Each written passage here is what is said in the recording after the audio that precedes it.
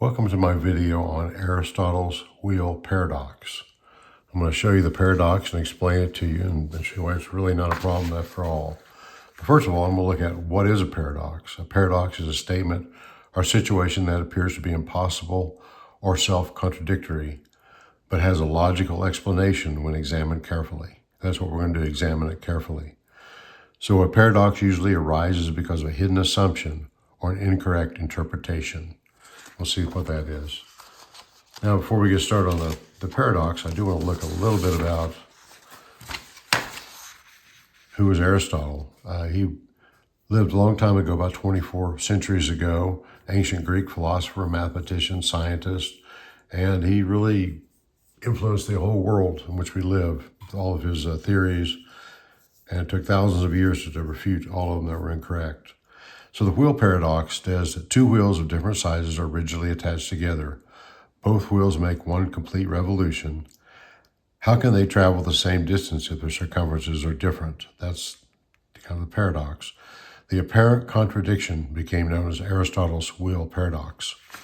All right, so that's the paradox I'm going to try to demonstrate and explain. Okay, so here it is. Here's our large wheel and our small wheel. I'm going to put the pointer, there's a little pointer right there. You can see this little pointer with both of them.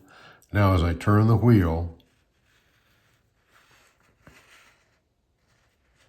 I'm trying to do it without slipping.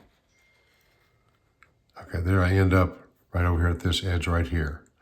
So this is with the two wheels, and the contradiction basically is you got two wheels, one's large, one's small. They have different radiuses, so here's the contradiction. The large wheel has a circumference of 2 pi times big R, so that's the big one. The small wheel has a circumference of 2 pi times little r, and both wheels make one revolution. The paradox seems to imply that the radiuses would have to be the same, and that's the contradiction. The radiuses are not, they are different, but the circumference or the distance is the same. So from two wheels, we got the same distance. So here's the real problem. I'm going to take this out of there. Now I'm going to do it with two non-attached. The problem with that is they were attached to each other and they're not really rolling separately. So here I've got a little wheel, or a larger wheel. It's actually a coin. Put a marker right there so we can see where it goes. I'm trying to roll it without slipping. So that's what it means when something rolls.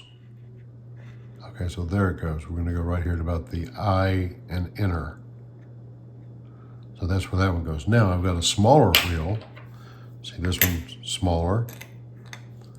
Started at the same point right there, the marker right there. Now I'm going to roll it. Hopefully without too much slipping. And it's going to end up there. So the first one was right there at the, we said it was the eye and inner. And this one looks about like it's the H. So now the contradiction has been resolved because the smaller wheel did have a smaller circumference. It went to here. The larger wheel, or the larger coin in this case, had a larger radius and it went to a larger circumference. So this is really not a valid assumption that these two wheels travel the same distance because the little one is not touching, whereas the big one is. So that's the definition of rolling, or the movement of the wheel. Well, I hope this made a little sense to you and you kind of understand how this paradox was resolved. And I want to thank you for watching, and please leave me a comment if you enjoyed this. Thank you.